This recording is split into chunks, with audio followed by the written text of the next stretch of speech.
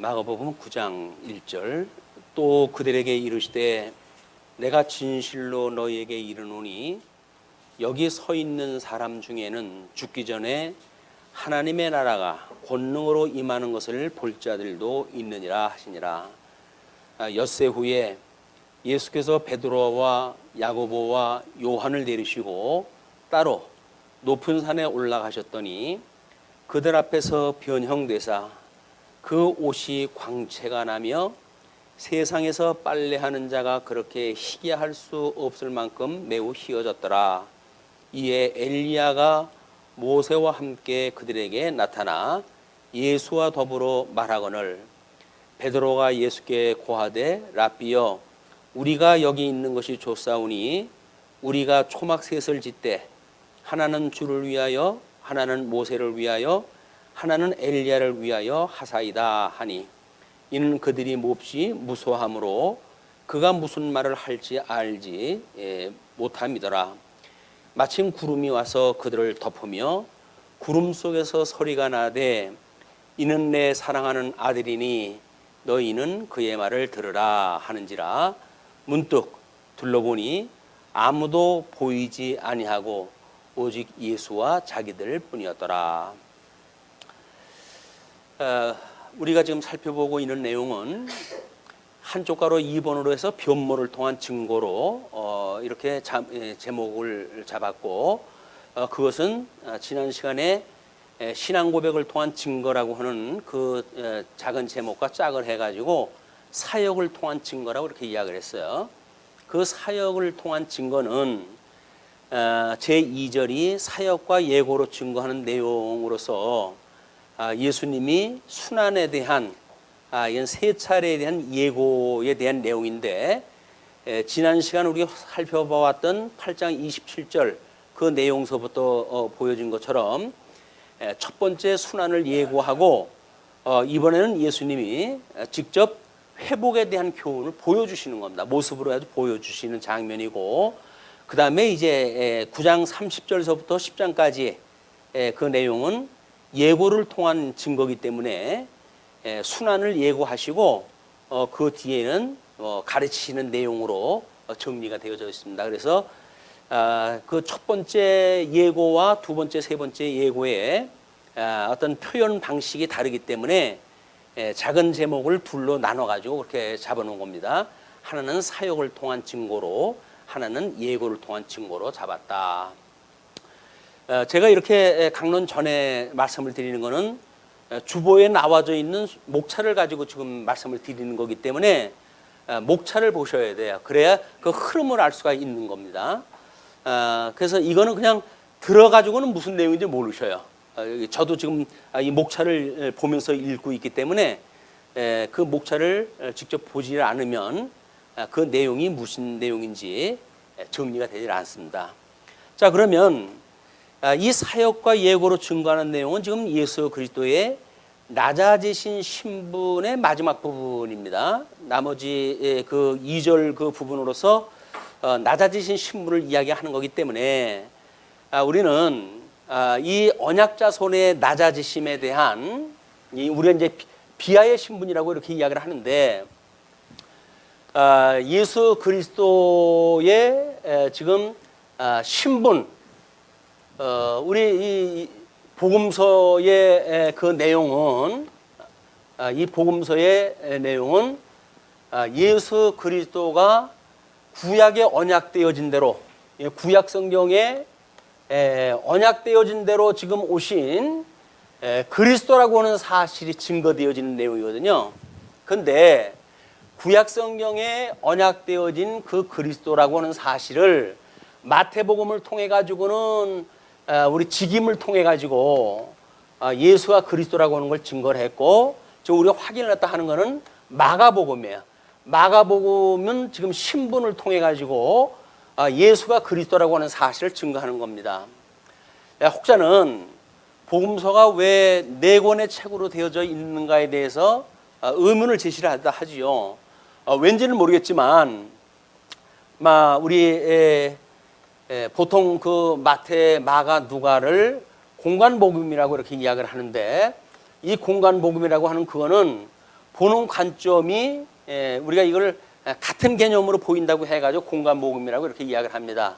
그러나 이 누가복음은 사역을 통해서 예수가 그리스도라고 하는 걸 증거하는 내용인데, 왜 이 세 가지는 나름대로 어떤 시간 또는 사건별 뭐 이런 걸로 해가지고 뭔가 짜임새가 되어져 있는데도 이 요한복음은 이 공간복음하고 다르게 좀 특이한 그런 그 성격으로 글이 써져 있어요.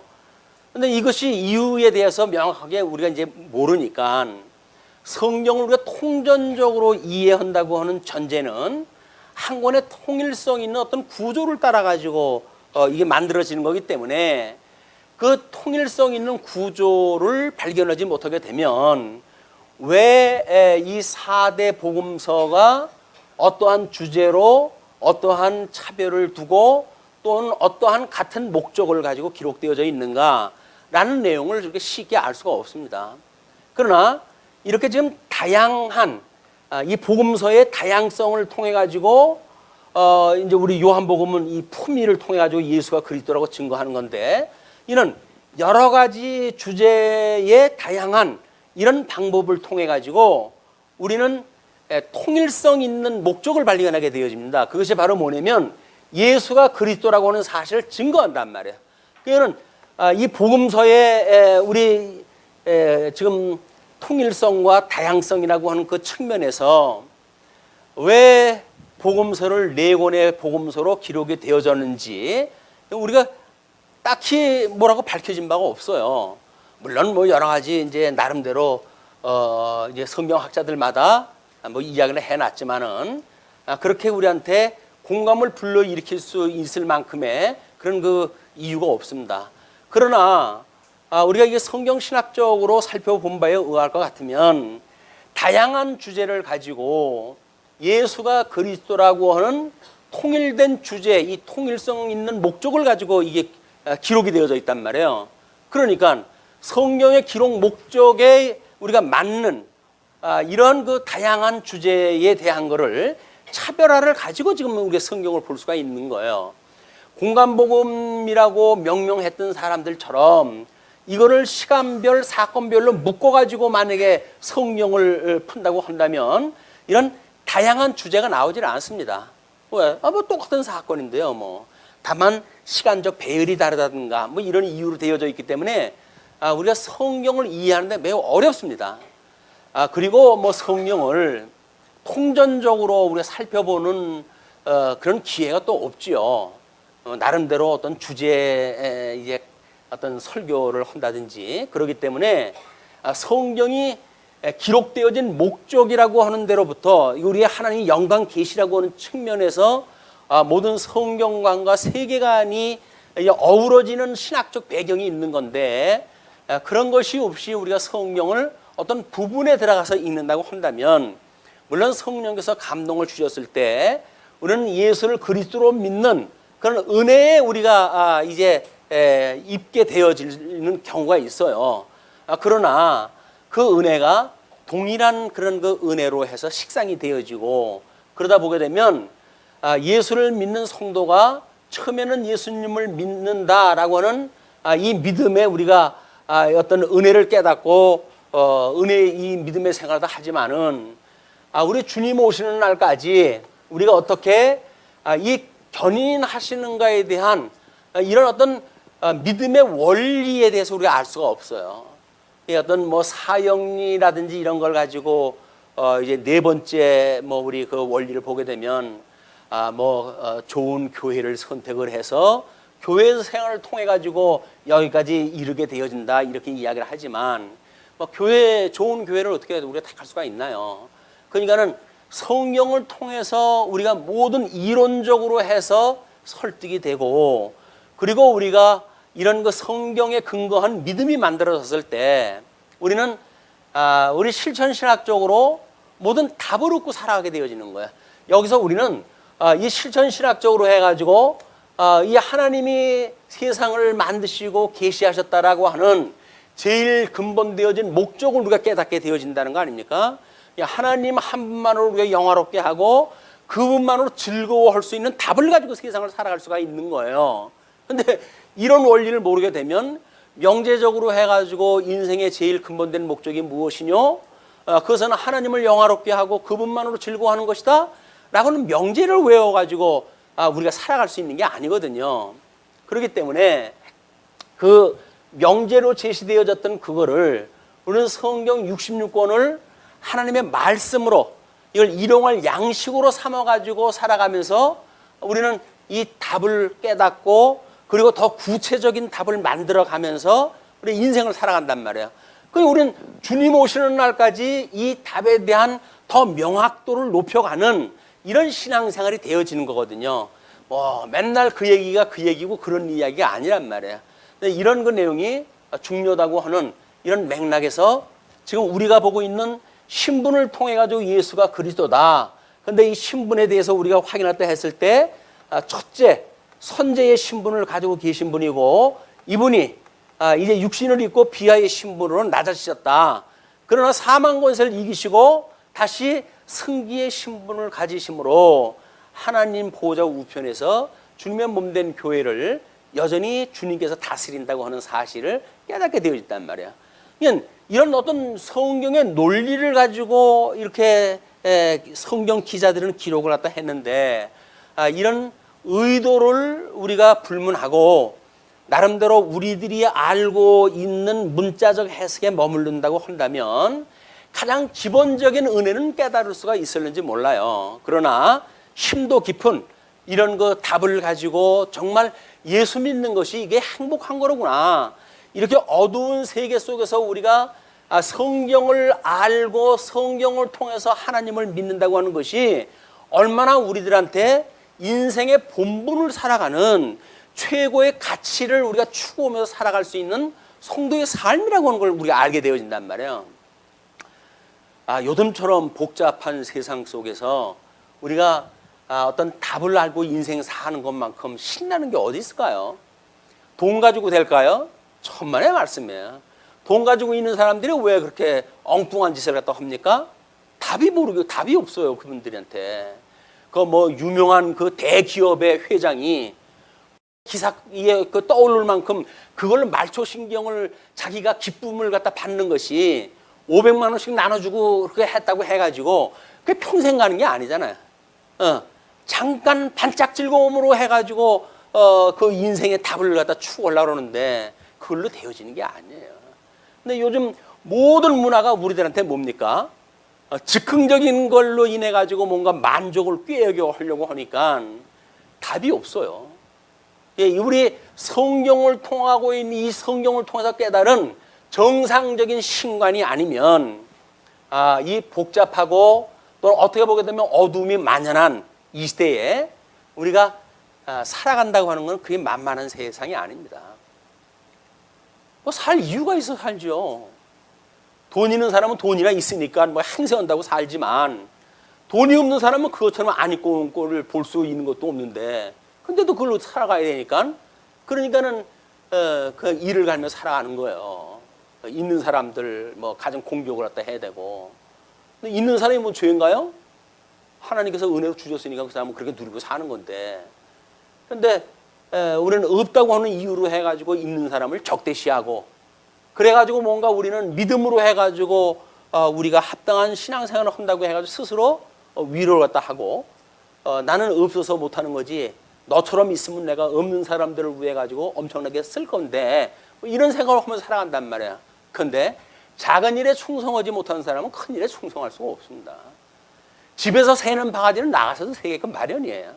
우리가 어떤 마음을 가지고 어떻게 신앙생활을 하는다라고 하는 그 이야기는 만물이 하나님 앞에 드러나지 않을 것이 없는 이런 세계관을 가지고 우리가 살아가야 하나님 앞에서 마음을 정돈하고 살아갈 수가 있지. 그렇지 않고서야 사람들 눈에 보이기 좋게끔 해서 뭐 그냥 우리가 이러기도 하고 저러기도 한다고 한다면 그것처럼 추한 일이 어디 있습니까? 사람이 나를 어떻게 생각할까에 전전긍긍하게 되어지고 그건 아니에요.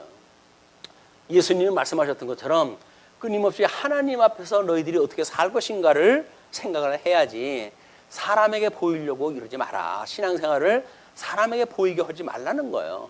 우리는 어떻게든지 이게 뭐 체면이 있고 명분이 있는데 뭔가 하나님 앞에 살아간다고 하는 건 눈에 보이지 않는 하나님이 뭐 모든 걸 용서해 주신다고 그러는데 뭐 극적인 반전이 있습니까? 뭐가 있습니까? 그러니까 일차적인 어떤 단순한 믿음을 가지고는 복잡한 믿음의 세계를 우리가 견뎌낼 수가 없는 거예요. 이 영적 세계의 승리를 한번 살아가기 어렵다. 그래서 우리가 지금 이렇게 성경 신학적으로 성경 66권을 통전적으로 우리가 이해를 갖다 하고 그리고 이렇게 성경을 통해서 하나님의 영광을 깨닫는 일은 우리 존재 이유예요. 정말 존재 이유.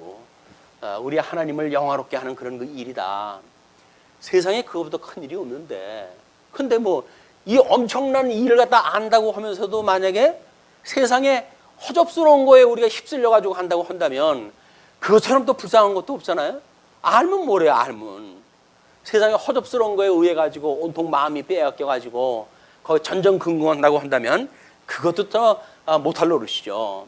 그러나 하나님께서 우리들한테 이런 그 믿음을 허락하신다고 한다면 우리 성경을 통해 가지고 우리가 이거를 주경신학적으로 해석을 갖다 하고 나름대로 여기서 역사신학적인 입장에서 배경을 이해하고 봤을 때 우리는 이렇게 신학적으로 해석이 달라진다는 거 아닙니까? 이 신학적으로 해석이 달라져요.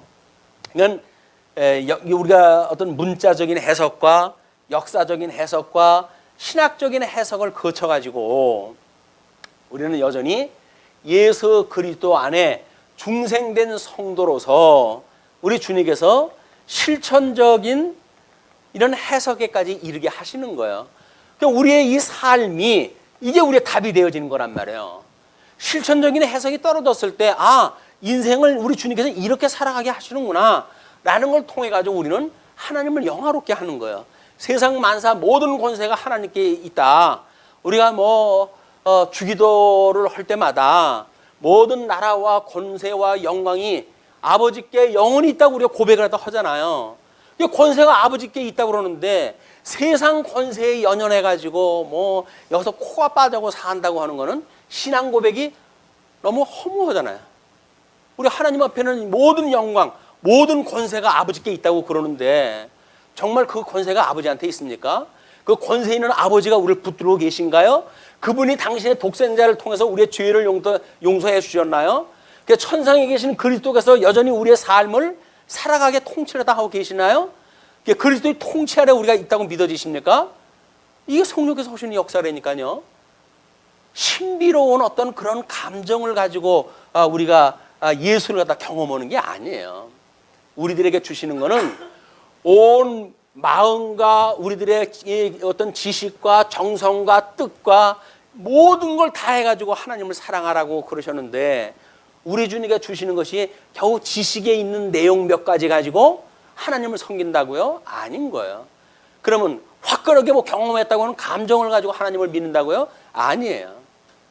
우리가 믿는 이 실천적인 신앙은 전인격적인 그런 그 신앙이기 때문에 이 전인격적인 신앙이기 때문에 우리 주님 오시는 그날까지 지속적으로 이거는 우리 하나님 배우는 이 학습을 갖다 하는데 끊임없이 지속이 돼야 되는 거예요. 이건 언제 해야 졸업되어지는 게 아니에요. 주님 가는 날 그날까지 계속 학습이 계속되어지는 거예요. 그러니까 끊임없이 그 은혜를 우리가 바라보고 사는 거예요. 온전케 하시는 예수를 바라보고 우리가 살아가는 일이 되어진다. 마가복음에서 지금 변화산의 어떤 그런 그 일이 만들어졌다. 그 객관적인 역사적인 사실을 우리가 파악하는 일이 우리 삶하고 무슨 상관이 있습니까? 이거를 종합적으로 보지 않으면 오늘 우리가 공부해야 될 내용을 가지고 우리가 이 실천 신학적인 입장까지 해석이 떨어지질 않아요. 그러면 그냥 머리로 우리가 공부하는 것 그걸로 끝나고만 안 되니까요. 우리 삶하고 아무런 상관이 없어요. 예수님을 믿는다는데 예수님으로 인하여 심령의 평강을 누립니까? 은혜의 감동을 가지고 살아갑니까? 은혜의 감동도 없어. 심령의 평강도 없어. 그게 복음 듣고 무슨 영향이 있는 거예요? 말씀이 우리에게 일용할 양식이 되어진다고 한다면 우리의 무슨 삶을 변화시켜가는 걸 우리가 체득하게 되어지는 거 아니에요, 이게. 말씀을 통해서 우리가 체득되어지는 거예요. 학습이라고 하는 과정을 통해 가지고 하나둘 깨달아가고 아멘 우리가 화답하게 되어지고 그것이 믿어지기 때문에 우리가 말씀이 하나님의 말씀이 꿀과 같이 답니다 라고 고백되어져 가지고 이런 양식으로 사는 거지. 이것이 학교 공부하듯이 뭐 졸업을 위해 가지고 공부를 한다고 한다면 이것처럼 힘든 일이 어디 있어요. 학교 공부는 뭐 이거 하다 보면 머리로 기억을 하다 하는 거니까 되기나 하지. 그러나 성경은 마음으로 깨닫는 일이기 때문에 하나님의 은혜가 아니면 깨달을 수가 없어요. 그러니까 우리가 깨달음이 없다고 했을 때는 성령이 지금 감동을 주시지 않는 거잖아요.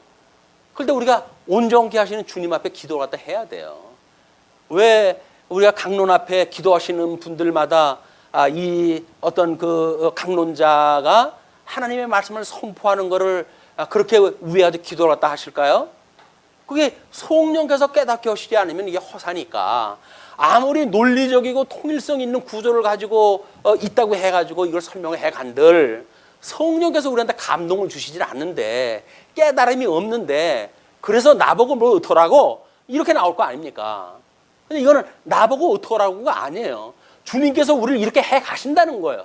하나님의 영광을 위해 가지고 모든 지은 만사 만물을 당신께서 통치를 또 하시겠다는 거예요. 그 아래 우리가 있다고 하는 걸 우리가 깨달는 일이기 때문에 우리는 한거할 수가 없어요. 주님 앞에. 이런 하나님의 은혜 가운데 우리가 있다고 하는 사실을 깨닫고 우리가 이 신령한 하나님의 말씀을 양식으로 삼을 수 있다고 하는 것이 이게 우리한테 아주 정말 이 세상에 출생해가지고 최고의 복으로 주신 겁니다. 세상에 태어난 이유가 뭐예요?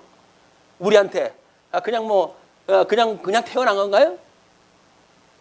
뭐 우리 부모님들이 그냥 사랑을 갖다 해가지고 출생을 했다면 그냥 우연히 태어난 인생이지요. 그러나 정말 우리 하나님께서 창세전에 우리가 예정했다고 믿어지십니까? 그분께서 천하 만물을 만드시고 우리 그리스도를 언약을 하시고 그리스도를 성취하시는 과정 중에 우리를 그리스도를 우리의 대속주로 삼게 하시고 우리가 그분 안에 있다고 하는 걸 믿게 해가지고 우리로 하여금 그 영원무궁한 하나님을 찬양하는 성도의 삶을 살아가게 하신다고 하는 이 본질의 문제를 놓친다고 한다면 성경 박사가 되면 뭡니까? 성경 내용을 유대인들은 전부 외웠어요. 그걸 외운다고 뭘 해요? 실천하고는 아무런 상관도 없고 이 예수님을 갖다 제대로 그리스도를 알아보지를 못해가지고 끝내 십자가에 못 박아 죽이는 인생들인데 성경을 알면 뭐랍니까? 성경을 아는 게 아니죠. 기록되어 있는 성경의 문자를 알고 있는 거지. 원어로 알게 되면 좀 더 나을까요? 쓸데없는 얘기예요. 하나님께서는 이미 각양각색의 이 말씀으로 번역을 갖다 해주셨을 적에는 의미로 하여금 깨닫게 하시기 위해서 한 것이지 한글로 모르는 사람이 원어로 하면 깨달아지나요? 아닌 거예요. 다만 인간의 교만에 대한 거를 우리한테 뭔가 자극을 시켜가지고 우월감을 갖게 만들고 나는 너희들하고 달라 그런 걸로 해서 한껏 거품에 있는 그런 그 생활을 하는지 모르겠죠. 그러나 그냥 한글만 알아도 우리는 이 의미를 깨닫게 되어진다니까요. 하나님의 은혜예요. 어떻게 우리 같이 무식한 자에게 이 하늘의 이야기를 들려주실 수가 있단 말이에요. 이게 뭐 우리가 원어라도 안다고 한다면 원어를 통해 가지고 깨달았다고 큰 소리는 치겠으나 그것도 아니고 그냥 번역본으로 해가지고 50년마다 또 장사한다고 해가지고 또 바꾸고 하는 이런 그 성경인데 이걸 가지고 우리가 하나님의 말씀으로 받아들일 수 있다고 하는 그 이야기는 최대의 복이에요. 가장 무식한 것 같은데 이게 하나님이 주신 복이라고요. 여기서 우리는 예수를 믿는 맛이 있는 거예요. 예수님이 우리들의 그런 머리가 되신다고 하는 그래서 우리는 자유로운 거예요. 내가 뭘 한다고 그러면 힘들겠지만 그리스도가 우리가 머리가 돼가지고 우리에게 모든 걸 지시를 내려가지고 머리에서 그래가지고 우리한테 하게 하신다는 거 아닙니까? 그런데 뭐가 우리가 할 게 있다고 해가지고 뭘 열심히 한다고 해가지고 그래요. 소용없어요. 열심은 무슨 열심이에요. 먼지로 만들어진 인생이 무슨 열심입니까? 우리 인생이 먼지로 만들어진 거야. 그걸 빚어가지고 하나님께서 그 코에다 생기를 불어넣어가지고 인생이 되어진 건데 하나님께서 거기다 생기 그냥 거두어버리니까 사람이 돼버리고 말잖아요. 흙덩어리가 돼버리고 마는 거예요. 짐승과 똑같이 되어지고 마는 거예요. 그것이 인생이라는데 주님께서 우리를 거듭나고 중생케 해가지고 하나님의 뜻을 알고 하나님이 어떠한 분인가를 배우는 일에 우리 집사님 기도도 그렇게 하셨지만 우리 하나님 배우는 일에 날마다 잘하게 하시는 이런 그 일들이 자녀들이 밥을 먹고 부모님의 은혜 가운데 성장하면서 뭔가 자기 신체의 변화가 느껴지고 성장되어지고 그런 성장감이 있다고 하는 것이 얼마나 기쁨이에요. 늘 어린애인 줄 아는데 어느 날 목소리에 무슨 변성기가 와가지고 목소리가 굵어지고 그러면 얼마나 큰 소리를 칩니까? 안 나오는 소리인데 엄마한테 일부러 어머니 그래가지고 자기가 이제 컸다는 걸 보여주는 거 아니에요? 그래서 성장감을 맛보고 자라는 거예요. 이게 신앙생활을 하는데 성장감이 있어야지. 뭘로 성장감을 느끼시겠습니까? 변성기 가지고 하는 건 아니잖아요. 여전히 하나님이 어떠한 분인가를 깨달아서 우리가 그분의 피조물이라고 하는 것이 믿어져서 정말 죽도록 충성하는 일이야말로 이것이 우리에게 주어진 행복이로구나. 이걸 깨닫는 일이니까요. 뭘 여기서 내가 살아있고 내가 뭘 한다고 우리가 이 주제 넘은 생각을 하면 그건 어린아이들이 하는 일이에요. 우리는 하나님이 만사 만물을 언약대로 이루어 가신다고 하는 믿어지기 때문에 지금도 우리의 머리가 돼가지고 우리의 모든 이 세포, 각 세포마다 우리 주님께서 우리를 통치해 가신다고 하는 게 믿어지기 때문에 그분한테 순종하지 못하는 것이 안타까운 거예요. 그게 부모님한테 효도를 다 못했다고 안타까워하는 자녀들의 아픔이라는 거예요. 부모한테 뭘 했다고 지가 잘했다고 큰 소리를 쳐요. 여전히 우리가 부족하다고 믿어져야 참 어머니 아버지 제가 길러주신 은혜가 실로 큰데 내가 이렇게 형편이 모자라가지고 제대로 봉양을 못합니다 라고 하는 미안한 마음을 가지고 사는 것이 철들은 인생들 아닌가요? 근데 나이가 골백살이 먹어도 어머니 아버지를 갖다 우습게 여기고 백발을 우습게 여기고 그렇다고 하는데 뭐겠다는 거예요. 인생이 자기가 제일 잘났대. 자기가 인생에 자기가 기준이고 자기가 제일 잘난 거예요. 그렇지는 않습니다. 나를 낳은 분인데 아무려면 그 낳은 분에 대한 은혜를 모르고 그거는 우리가 예수 그리스도 안에서 출생이 됐으니까 낳으신 예수님을 모르고 우리에게 새 생명을 주신 예수님을 모르고 그리고 신앙생활을 한다는 자체는 거짓말이에요. 거짓말. 우리 예수 그리스도로 말미암은 은혜를 조직적으로 우리 이해하는 대로부터 신앙생활이 시작이 되어진다. 그렇기 때문에 지금 이제 우리 먼저 주보의 그 일부러 27절부터 38절 내용을 지지를 않았는데 베드로의 신앙 고백을 갖다 하고 31절로 33절에 첫 순환 예고를 갖다 하잖아요. 그 순환 예고를 갖다 하는 것이 우리가 구약 성경에서 우리 이제 예수님이 언약 자손으로 오신 분 아니에요? 그럼 구약 성경에 하나님의 약속하셨던 그 나라가 하나님께서 우리들에게 창건케 하시고 그 다음에 이제 분국케 하시고 그리고 포로로 끌려가게 하시고 그리고 회복하게 하신다고 하는 것이 역사서의 내용이라고 확인했다 했단 말이에요. 그러면 사무엘 룻기로부터 사무엘서까지에 있는 이 창건 물론 다윗을 통해 가지고 통일 왕국을 세우시고 솔로몬을 통해서 성전을 완성을 시켜 가지고 명실상부한 창건이 되어진 거 아닙니까? 이미 모세 오경에 언약되어진 대로 나라가 이루어진 거예요. 그러니까 우리 지난 시간에 확인했던 것처럼 유감스럽게도 우리 그 신명기에서 약속되어지기를 내가 너희들에게 약속한 이 가나안 땅에 들어가게 되면 너희들은 나를 속히 떠날 것이다 이렇게 이야기했어요. 나를 떠날 것. 그러면 내가 너희들을 열방에 흩을 것. 그래가지고 우상 숭배를 또 하게 할 것. 이렇게 이야기를 했어요. 그러나 내가 너희들을 다시 회복을 하겠다. 그래서 너희는 나의 백성이 되어지고 나는 너희의 하나님이 되겠다고 약속을 했잖아요. 이 약속대로 이 창건되어지는 가나안 역사가 이거대로 되어지는 거예요. 이렇게 창건되어진 그 나라가 우리 솔로몬은 이 전무전후한 그 지혜자 아닙니까? 그러나 그 영화로웠던 그런 나라가 우상 숭배로 만연하게 되어지고 이방 나라의 처첩을 천여 명씩이나 거들고 사니 온 우상 잡탕이 다 들어온 거 아니겠어요? 그리고 바가지 긁는 것마다 그 우상을 갖다 성전에다 세우고 그래가지고 이것이 분란이 나기 시작을 하는 거예요. 그러나 하나님께서 솔로몬에게 했던 약속도 있고 다윗의 얼굴을 봐가지고 솔로몬을 그냥 놔두잖아요. 그러나 그가 죽자마자 바로 나라가 분국이 되어지는 거예요.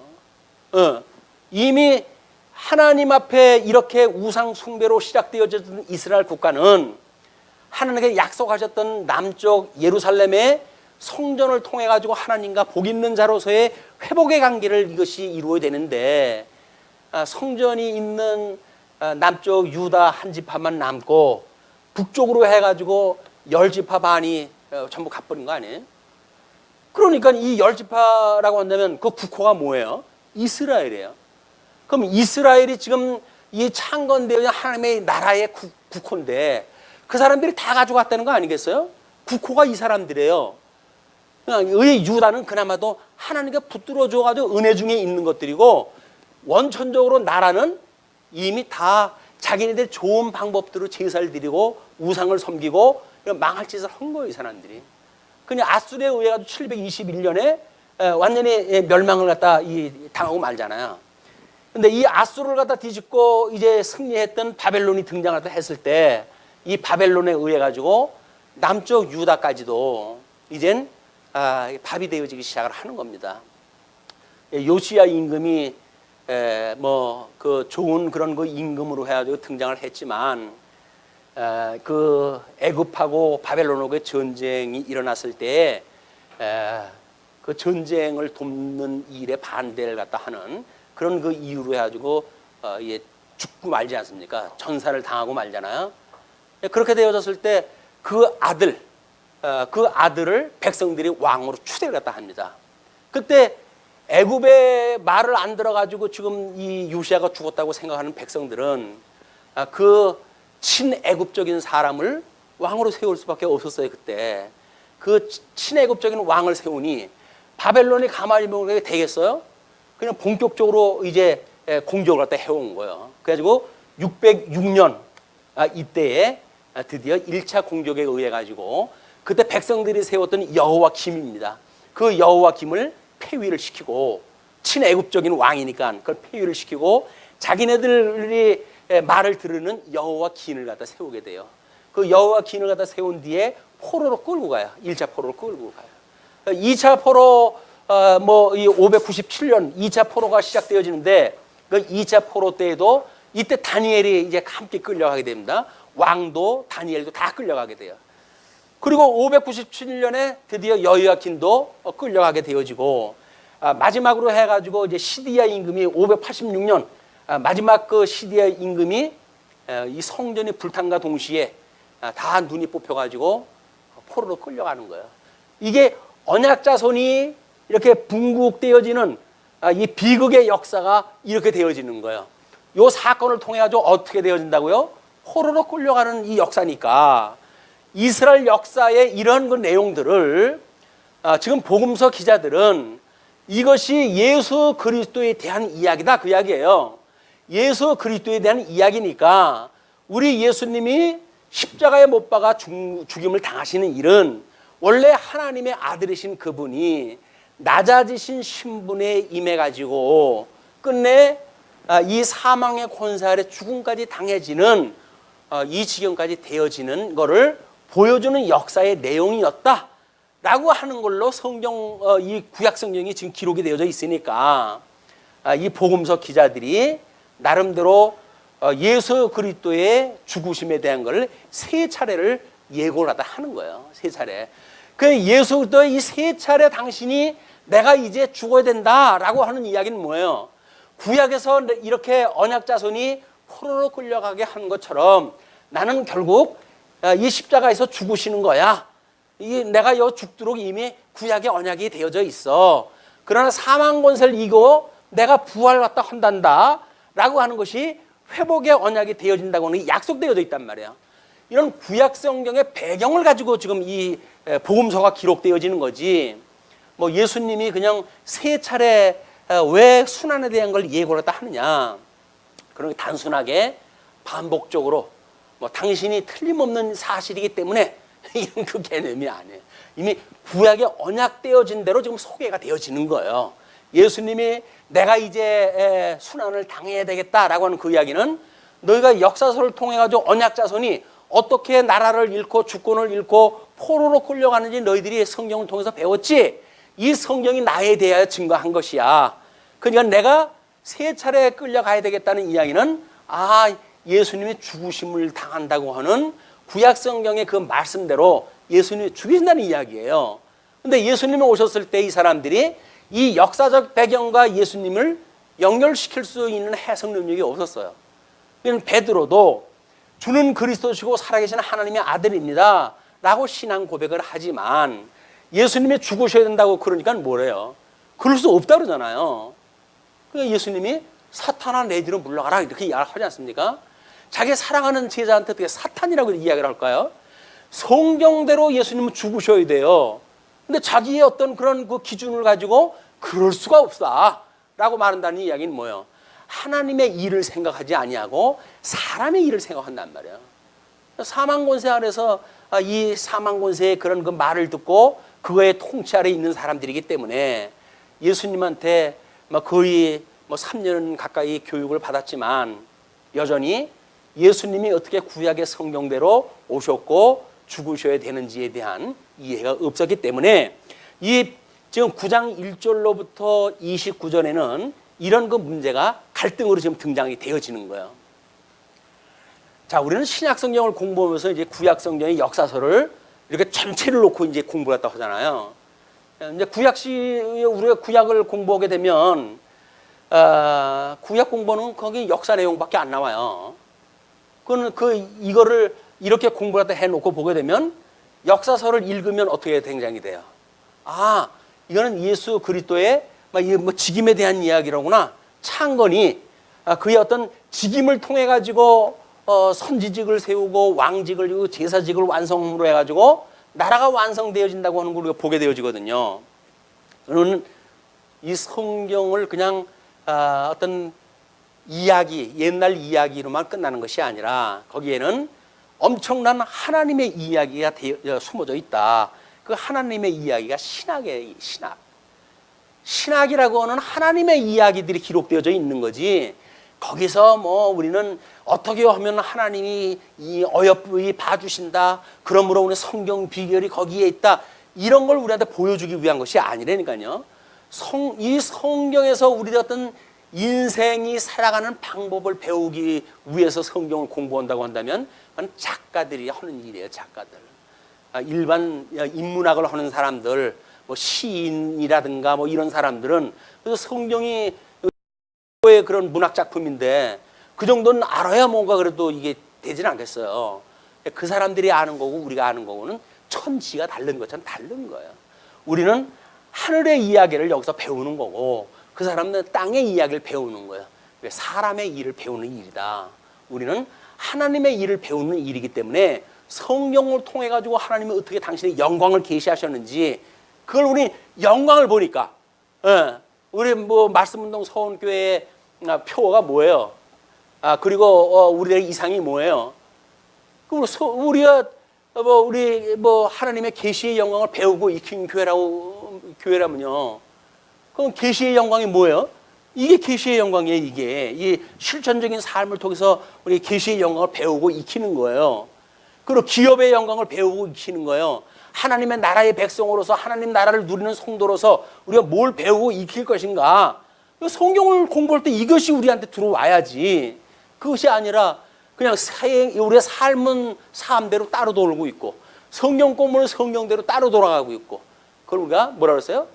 정신착란증이라고 그랬잖아요. 우리는 뜻과 생각과 마음과 정성과 우리의 모든 것들이 하나로 몰리는 거야. 하나로. 전 인격적으로 이것이 이루어지는 일이다. 이런 하나님의 말씀을 가지고 우리가 이 100세 시대에 살아야 그나마도 나머지 시대가 어떻든지 간에 하나님을 경험하며 살아갈 수 있는 힘이 있지. 이것이 없으면 그럼 어떡할 거야? 세상에서 춤이나 추구하면서 이렇게 행복하게 삽시오. 그렇게 되면 그냥 춤이나 추고 그러다 100세까지 사시다 가시렵니까? 아니잖아요. 하나님의 말씀을 가지고 사는 것이 얼마나 기가 막히고 아름다운 일인데 겨우 인간들이 만들어 놓은 그 유희가락에 빠져가지고 그걸 하다가 인생을 마감한다고 하는 건 너무 비참하지 않습니까? 고상한 우리 이 복음의 비밀을 간직하는 우리들이 세상이 흔들어대는 그런 문화 속에 우리가 빠져가지고 야 여기가 낙원이로구나 이렇게 생각을 한다고 한다면 기가 막힌 거예요.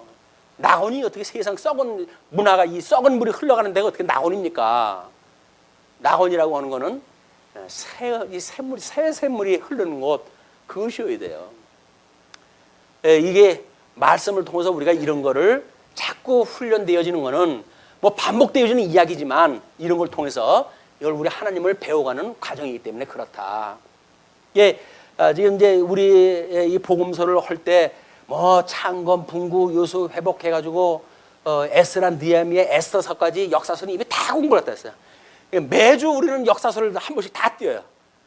이제 나중에 역사서 공부하게 될 적에는 신학적인 이것까지 다 이제 올라올 거예요. 이게 머리에 생각이 나고 그렇게 되어 있는 것이 성경을 우리가 통전적으로 이해하는 방식이다. 자, 그런데 자 우리 한번 보세요. 이제 그렇게 이제 예수님이 변화를 일으켰을 때 제자들은 어떻게 이야기를 합니까? 예수님께서 약속을 갖다 하시기를 뭐라 그래요? 내가 죽기 전에 하나님의 나라가 권능으로 임하는 것을 볼 자도 있다라고 이야기를 했잖아요. 그 권능으로 보여주는 게 뭐예요? 변화산 사건이라니까요. 하나님의 나라가 임했다는 거예요. 그래서 이쪽에서 끊임없이 선지자를 통해 가지고 이제 예언했던 내용 또는 모세를 통해 가지고 이미 언약했던 내용. 그래서 이 모세와 그다음에 선지자라고 하는 그 두 개의 명칭은 이걸 이제 엘리야로 언명이 되어진데 이 두 개는 구약 성경 전체를 얘기를 하는 거예요. 구약 성경 전체를 이야기하는 것이다. 그 볼자가 있다고 했던 대로 예수님이 올라가니까 이 모세와 엘리야하고 이야기하고 있는 장면이 목도가 되어진 거예요. 그렇게 했을 때 베드로가 이제 장막절 절기 때니까 장막을 셋을 짓겠습니다. 이렇게 이야기를 한 겁니다. 그러는데 그들이 무서워해가지고 무슨 말을 할지 알지도 못해요. 자, 이건 이 휘황찬란한 영광의 역사가 이제 일어나니까 그들이 그냥 장막 셋을 질까요? 라고 이야기를 했던 것 뿐이죠. 그때 구름이 와가지고 덮어요. 구름이 와가지고 덮은다는 이야기는 뭡니까? 하나님의 영광이 가득 차게 되어진 거예요. 그렇게 되어지고 거기에서 속에서 소리가 나요. 이는 내 사랑하는 아들이니 너희는 그의 말을 들으라. 그의 말을 들으라 이야기. 나의 아들이다. 내가 구약에 언약되어진 대로 보내진 메시아니까 이의 말을 들으라 그 이야기예요. 듣는다고 하는 그 이야기는 그냥 듣기만 하면 끝나는 거예요? 들으라고 했다고 듣는 걸로만 끝나는 거예요? 들으라는 이야기는 듣고 깨달아 알고 믿어 경외하는 데까지 가도록 해라. 그런 그 이야기입니다. 하나님의 언약대로 이루어 가시니까. 자, 그러면서 9절로부터 13절 보게 되면 엘리야와 인자의 회복에 대한 교훈이 이제 등장이 돼요. 그들이 산에서 내려올 때에 예수께서 경고하시되 인자가 죽은 자 가운데서 살아날 때까지는 본 곳을 아무에게도 이르지 말라 하시니 예수님은 제자들한테 이미 죽고 부활했던 일체의 복음을 갖다 알려준 거예요. 그러나 실질적으로 예수님이 돌아가시는 것은 6월절이 돼야 돌아가시니까 그때까지 그 사실을 알리지 마라. 그런 이야기입니다. 그들이 이 말씀을 마음에 두며 서로 문의하되, 그러니까 마음에 두긴 두었지만 무슨 뜻인지는 몰라요. 그렇기 때문에 서로 문의하여 죽은 자 가운데서 살아나는 것이 무엇일까? 죽은 자에서 산다는 게 뭔 뜻이냐? 자기네들끼리 그렇게 의논을 다 하는 거예요. 예수님은 끊임없이 구약의 역사를 통해 가지고 이렇게 주권을 상실했다가 그 다음에 하나님의 은혜로 회복되어지는 것, 이걸 예수 그때 죽으심과 부활이라고 하는 복음적인 내용으로 소개했지만 제자들은 그걸 모르는 거예요. 그러면서 이에 예수께 묻자와 이르되, 이제 그걸 직접적으로 묻지 않고 어찌하여 서기관들이 엘리야가 먼저 와야 하리라 하나이까? 라고 물어요. 서기관들이 이제 그 이야기를 한 것이 있으니까. 그래서 이르되 엘리야가 과연 먼저 와서 모든 것을 회복하거니와 어찌 인자에 대하여 기록하기를 많은 고난을 받고 멸시를 당하리라 하였느냐? 예수님께서 이제 이야기를 갖다 하시는 거예요. 엘리야가 먼저 와가지고 모든 것을 회복을 갖다 하는데 인자에 대하여 기록하기는 많은 그 고난을 받는다고 그리고 멸시를 당한다고 했겠느냐. 그러니까 그 서기관들이 이야기했던 엘리야라고 하는 사람이 메시아가 아니라 그걸 이야기를 하는 거죠. 그러나 내가 너희에게 이르노니 엘리야가 왔으되, 요한이 이미 엘리야다 뭐 이런 걸로 그 사람들이 깨닫고 이야기도 하고 그랬으니까 엘리야가 왔으되 기록된 바와 같이 사람들이 함부로 대우하였느니라 하시니라. 우리 그 주보에 말라기서 4장 5절 6절 말씀을 소개해 드렸잖아요. 보라, 여호와의 크고 두려운 날이 이르기 전에 내가 선지자 엘리야를 너에게 보내리니 그가 아버지의 마음을 자녀에게로 돌이키고, 돌이킨다는 게 뭐예요? 여기서 너희가 흩어져 있고 우상을 숭배하고 있는 그런 가운데에 내가 엘리야를 보내게 되면 그가 너희들을 마음을 돌이켜가지고 아버지께 돌아오게끔 하면은 그 일을 갖다 하겠다, 그 이야기예요. 그 일이 이 포로로 끌려갔던 그런 그 가운데에 아버지께로 돌아올 마음을 주어가지고 그들로 하여금 이 나중 영광이 먼저 영광보다 승하게 하시는 하나님의 영광을 보게 하시겠다, 그런 그 이야기입니다. 그러니까 이제 그러나 내가 너희에게 이르노니 엘리야가 왔을 때 기록된 바와 같이 사람들이 함부로 대우하였느니라 하시니라. 제자들은 아직도 엘리야가 온다고 그랬는데 혹 주님이 그러면 엘리야? 라고 지금 의심을 가지고 물어본 거예요. 예수님이 죽었다가 이제 부활한다고 그랬으니까 엘리야는 이미 죽은 것이 확실하니까 그러면 혹시 주님이 다시 살아나는 엘리야? 뭐 이런 의심을 가지고 물어본 거예요. 예수님께서 엘리야는 이미 왔다. 나의 길을 평탄케 하기 위해 이미 왔고, 그러나 그걸 너희들이 임의로 여겨가지고 그를 참수를 갖다 해가지고 죽인 일이 있었다. 그런 그 이야기를 하는 거죠. 그러면서 이제 14절로부터 29절 보게 되면 간질병을 고쳐서 믿음과 기도에 대해 교훈을 다 하십니다. 요 14절로 19절의 이야기는 예수 그리스도에 대한 압축판이에요. 예수 그리스도 사역에 대한 압축판을 그때의 간질병 들리는 그 어린아이를 통해 가지고 이 지금 세상이 어떠한 모습인가를 보여주는 이야기입니다.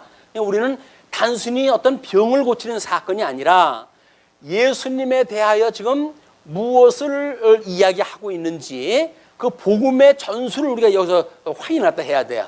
그냥 병 고쳐주는 단순한 은사의 문제가 아닙니다. 자, 그러면 이에 그들이 제자들에게 와서 보니 큰 무리가 그들을 둘러싸고 서기관들이 그들과 더불어 변론하고 있더라. 뭐 제자들도 있고 무리들도 있고 거기에 서기관들도 있고, 그런데 뭐 변론이 이제 일어나고 있었어요. 근데 온 무리가 곧 예수를 보고 매우 놀라며 달려와 문안하거늘, 예수님이 가까이 오니까 이 진짜 왔다 이래가지고 예수님한테 와가지고 문안을 갖다 한 거지요. 그러니까 예수께서 물으시되 너희가 무엇을 그들과 변론하느냐? 라고 물어봤어요. 지금 너희들 그 안에 무슨 일이 있는 거냐? 예수님이 물어봤어요. 요거는 지금 예수님이 이 땅에 오셨을 때 서기관들, 유대인들 이런 자들이 갑론을박하고 있는 모든 문화들의 배경이에요. 그렇죠? 근데 그 예수님이 왔을 때 예수님이 너희들이 하는 이 지금 내가 왔던 그런 그 역사적 배경과 똑같아. 그런 그 이야기를 다 하시는 거죠. 무리 중에 하나가 대답하되 선생님, 말 못하게 귀신 들린 내 아들을 선생님께 데려왔나이다. 귀신이 어디서든지 그를 잡으면 거꾸러져 거품을 흘리며 이를 갈며 그리고 파리해지는지라. 내가 선생님의 제자들에게 내쫓아 달라 하였으나 그들이 능히 하지 못하더이다. 제자들도 예수님이 전도 여행을 보낼 때 귀신을 내쫓고 뭐 이런 거 권능을 주었잖아요. 근데 왜 이 간질병 환자를 못 고쳐줬는가라고 하는 문제가 지금 예수 그리스도 이외에는 대속의 역사를 갖다 이루어 가실 분이 없다고 하는 걸 지금 역설적으로 소개를 갖다 하는 배경입니다. 그러면서 대답하여 이르시되 믿음이 없는 세대여, 내가 얼마나 너희와 함께 있으며 얼마나 너희에게 참으리요. 그를 내게로 데려오라 하시매 이에 데리고 오니 귀신이 예수를 보고 곧 그 아이로 심히 경련을 일으키게 하는지라. 그가 땅에 엎드러져 구르며 거품을 흘리더라. 뭐 우리 통상적으로 요즘 보고 있는 그냥 그 상태예요. 이제 그 뭐 귀신 들려가지고 했던 그런 그 일이나 아니면 뭐 이제 그런 우리가 병이 있어가지고 하는 사람이나 지금 이 상황이 비슷한데 이렇게 거품을 갖다 흘리고 있는데 예수께서 그 아버지에게 물으십니다. 언제부터 이렇게 되었느냐 하시니 이르되 어릴 때부터니이다. 예수님께서 어느 때부터 되어졌는 거 궁금하실까요? 왜 물어보실까요? 예수님이 지금 오셔가지고 이 사망 권세를 무너뜨리기 위해서 오신 분 아니에요? 그러면 지금 어느 때부터 이런 일이 있었냐라고 하는 그 이야기는 뭐예요? 역사적 배경으로 해가지고 이미 초기 상태부터입니다. 초기 상태. 우리 솔로몬이 와가지고 솔로몬이 우상 숭배하고 그때로부터 세상 꼴이 이 꼴입니다라고 하는 그 이야기란 말이에요. 그 이제 고발을 다 하는 거예요. 이건 어느 때부터 되어졌느냐라고 하는 그 이야기는 이미 모세의 오경대로 하나님께 약속한 땅에 들어오면서부터 이런 일이 시작됐습니다. 그런 그 이야기예요. 그러면서 귀신이 그를 죽이려고 사단 권세가 언약자손 우리 이 12지파의 언약자손을 이제 무너뜨리려고 이 불과 물에 자주 던졌나이다. 물과 불이 뭐예요? 물과 불이 심판이에요. 이게 예수님이 당했던 심판, 대속으로 해가지고 밀었던 심판이에요. 이스라엘 백성들이 이 홍해를 건널 때 물심판에 의해 가지고 다 몰살당할 수밖에 없던 상황이에요. 그때 하나님께서 은혜로 그 홍해를 가르고 그들을 갖다 구해 주신 거예요. 물에 빠졌을 때 하나님은 은혜로 그들이 그냥 살아나고 또 불에 던졌을 때 빠져 죽을 뻔했는데 또 살아나고 해가지고 오늘날까지 왔습니다. 그런 그 이야기죠. 뭐 불도 마찬가지예요. 소돔과 고모라의 그런 그 사건처럼 그런 그 역사가 있었던 것처럼 지금 그 물과 불에 떨어뜨려 가지고 죽이려고 합니다. 자주 던졌습니다. 자주 던졌다는 이야기는 뭐예요? 그것이 민족적으로 반복적으로 이런 일이 있었습니다. 그 이야기예요. 그러면 지금 예수님은 그 귀신 들린 자를 통해 가지고 사망 권세 아래 있는 이스라엘 백성들은 역사적으로야 로마 제국의 치하에 있지요. 그러나 신학적으로 보게 되면 이미 세상 권세 아래 완전히 노출되어져 있는 상태란 말이야. 그런 그 상태에 있기 때문에 지금 너희들이 처해져 있는 이 문화적 배경이 어떠한지라고 하는 이런 장면을 소개했다 하고 계시다. 그래서 무엇을 이제 그렇게 물과 불에 자주 던졌나이다. 그러나 무엇을 하실 수 있거든 우리를 불쌍히 여기사 도와주옵소서. 이것이 민족사라고 한다면 민족사의 그 언약대로 예수님이 죽으시고 부활하셔서 어둠의 권세를 철장 권세로 이기시고 승리하실 분이라고 하는 역사적 내용을 그가 이해를 했다고 한다면 예수님한테 내가 성경에 일어난 주님에 대한 내용을 내가 믿사오니 주여 우리를 구원하소서 이야기할 것인데 그 사람도 마찬가지로 역사를 이해를 하지 못한 거예요.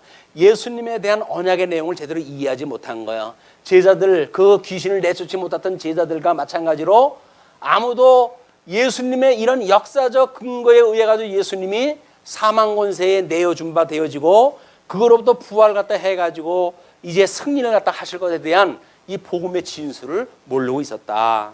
그러니까 그런 예수님께서 이제 이르시되 할 수 있거든이 무슨 말이냐?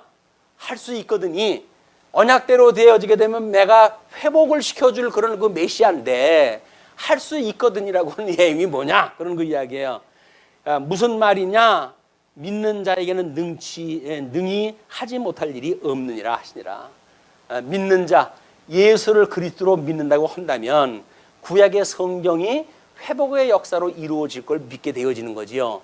이미 변화산 사건을 통해 가지고 하나님 나라의 임재를 보여줬어요. 그러나 이제는 어둠에 매여 가지고 사단에 매여 가지고 귀신에 매여 가지고 그런 자기 삶을 제대로 억어치 못하는 간질병 환자라는 게 자기 마음대로 안 되는 거 아니에요. 자기가 자유인이라 할지라도 이미 귀신에 이렇게 속해져 있기 때문에 그냥 자기도 모르게 불 속에 빠지게 되고 물 속에 빠지게 되고 이렇게 되어 있단 말이에요. 우리는 간질병 걸린 사람만 그런지를 알잖아요. 근데 문화적 배경으로 보게 되면 무슨 얘기예요? 너희들이 그러고 산다 그 이야기예요. 너희들이 하나님 앞에서 뭐 온전하게 살고 싶어서 산다고 그런 소리 하지 마라. 하나님의 은혜로 붙들려 있기 때문에 가능한 이야기야. 주님께서 그 이야기를 다 하시는 거예요. 그런데 귀신 들린 자만 그렇다고 생각이 드니까, 아니 귀신 들린 자만 지금 여기 사망 권세 아래 있는 겁니까? 우리가 전부 사망 권세 아래 있잖아요. 그 우리가 자유롭지 못한 사람들이었다니까요. 율법의 저주 아래로부터 우리는 자유롭지가 못했던 사람이에요. 율법의 정죄로부터 우리는 죽어야 마땅했던 사람들이에요. 그런데도 불구하고 우리 예수님이 우리를 위해 대속의 이 십자가를 지셨기 때문에 그 사망의 권세로부터 우리를 구원을 갖다 해내신 거란 말이에요. 그런데도 예수님이 우리하고 아무 상관이 없는 분처럼 보이십니까? 그냥 뭐 대충 그냥 뭐 그런가 봐 하고 믿으면 될 뿐인가요? 실질적인 사건이에요. 실질적인 사건. 우리의 삶의 실질적인 사건. 이분으로 인해서 우리가 새 생명을 얻게 되어졌다니까요. 죽었던 우리가 이분 때문에 살아난 거예요. 그러니 우리 교회 생활도 하는 건데, 그런데도 불구하고 복음을 모르니까 왜 교회 생활을 다 하는지, 왜 신앙 생활을 다 하는지 다 모르고 세상만 나가면 세상에 취해가지고 또 살아가야 되니까 우리가 마귀에게 쏘가가지고 완전히 두 손 꽁꽁 묶인 채 미아리 고개를 넘어가고 있는 신세들이에요. 우리가 주님께서 우리를 갖다 그 멍에를 갖다 풀어주신 분 아닙니까? 근데 우리는 주님이 풀어준 족쇄를 갖다 우리가 스스로 채워. 그래서 사단의 종이 돼가지고 나는 당신의 종입니다. 당신이 아름답다고 말하시는 문화, 그것이 내가 누려야 될 하나님의 나라입니다. 우리 그러는 거 아니에요? 하나님께 주신 나라라고 이걸 믿고 세속 문화에 우리가 취해 사는 거 아닙니까? 세속 문화라고 하는 거는 우리의 씨름은 혈과 육에 대한 것이 아니잖아요. 공중 권세에 잡은 자에 대한 거 아니에요. 사망 권세가 장악하고 있는 세속 문화는 우리의 전쟁의 대상이에요. 근데 그 종이 돼가지고 줄레줄레 따라다니면서 무슨 성도로의 삶이에요, 거기가. 세속의 모든 문화는 배척이 돼야 되는 게예요. 거기에는 우리가 모양도 담기 싫다라고 하는 결혼한 의지가 우리한테 필요한 것이지, 침을 질질 흘리면서 아유 그래? 우리가 뭐 개인가요? 조금 우리 뭐 밥 한 숟갈 주면서 종 한번 치게 되면 나중에 종만 치게 되면 침 흘리잖아요, 개가. 우리가 그럴 수는 없잖아요. 주님으로 말미암아 거듭나는 우리 인생이 성도가 개처럼 그렇게 살아갈 수는 없잖아요. 세속 문화 철저하게 배격을 갖다 해야 될 대상이다. 자, 그런데 이제 그렇게 곧 그 아이의 아버지가 소리질러 이르되 내가 믿나이다. 할 수 있으면 뭐냐 그랬더니 내가 믿나이다. 나의 믿음 없는 것을 도와주소서 하더라. 믿나이다 하면서 믿음이 없는 걸 도와달라는 건 뭐예요? 그냥 급해가지고 믿는다고 했지만 그 믿음에 대한 걸 내가 모르니까 나에게 믿음을 도와주소서 하는 이야기죠. 예수께서 무리가 달려와 모이는 것을 보시고 그 더러운 귀신을 꾸짖어 이르시되 말 못하고 못 듣는 귀신아. 말 못하고 못 듣는 귀신은 뭐예요?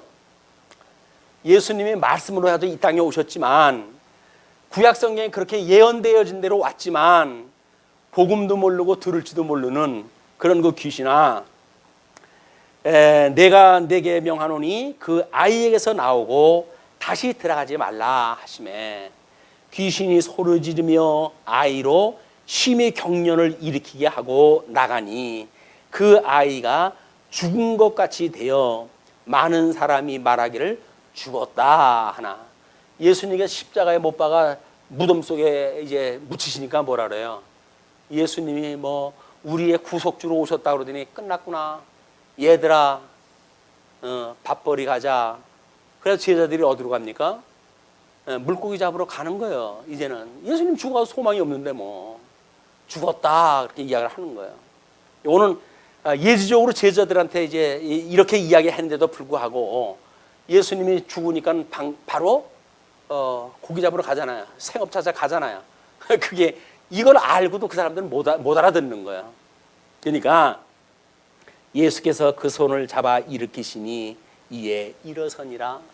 예수님이 무덤에 있지 못하도록 그 사망의 권세 아래 묶여져 있지 못하도록 하나님께서 그를 놓아주심에 부활됐던 사건이죠. 이렇게 하니까 집에 들어가심에 제자들이 조용히 묻자오되 우리는 어찌하여 능히 그 귀신을 쫓아내지 못하였나이까? 제자들이 이 제자들의 축기의 이 현상은 뭐예요? 이거는 철저하게 기능적인 거야. 귀신을 내쫓겠다고 하는 기능적인 거야. 근데 예수님은 뭐라고 이야기했다 하시죠?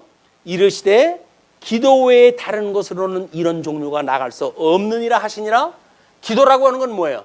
이미 하나님의 구약에 언약되어진 대로 메시아가 와가지고 했던 계시적인 사건이기 때문에 이걸 우리 예수 그리스도가 오시게 되면 이렇게 됩니다 라고 믿는 사람들이 예수 그리스도의 이름으로 귀신을 내쫓는 일들, 이런 일이었을 때 이것이 가능한 것이지 이게 수단과 방법이라고 하는 것으로 되어지는 게 아니다.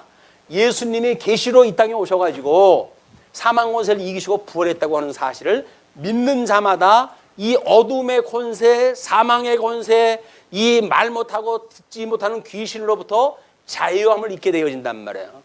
그게 우리들의 은혜라니까요. 우리가 그래서 하나님의 말씀을 듣게 되어진 거예요. 그리고 우리가 감히 입을 열어가지고 하나님의 그 복음을 전하게 되어지잖아요. 왜 우리가 하나님의 복음을 전할 수가 있게 되어졌습니까? 이제는 말 못하고 이 말 듣지 못하게 하는 귀신으로부터 우리가 자유롭게 되어진 거예요. 우리는 하나님의 말씀을 들을 수가 있고 말할 수가 있는 거예요. 복음을 증거하고 우리가 말씀을 이걸 양식으로 삼잖아요. 이 은혜가 오늘 말씀을 듣고 있는 우리 성도님들한테 은혜로 임했다고 믿어집니다. 그래서 계시로 이해하는 성경이 어떠한 것인지 이걸 통해 가지고 정말 우리에게 주신 은혜를 우리가 기리고, 그래서 우리 하나님이 우리를 얼마나 사랑하시는지, 정말 당신을 내 이웃을 내 몸과 같이 사랑하라고 하셨던 그 주님의 말씀처럼 우리 주님이 십자가에 못 박아 죽는 데까지 우리를 갖다 사랑하시잖아요. 이 사랑이 우리를 위한 사랑이다. 그런 절절한 사랑을 깨닫고 한껏 인간이 사랑을 갖다 해도 우리가 감지잡죠 하는데 이 하나님의 아들이 우리를 사랑한다고 그러는데, 하나님이 우리를 사랑한다고 그러는데, 그런데도 배가 부른 소리 하시렵니까? 우리는 은혜가 넘치는 거예요. 넘치는 거. 그 넘치는 은혜로 인해 가지고 세상의 어떤 어려움도 힘든 일도 우리가 평안을 누리고 하나님 나라의 영원한 소망을 끊치지 아니하는 그런 성도의 삶이 되어지기를 빌면서 말씀 드리겠습니다. 기도하시죠.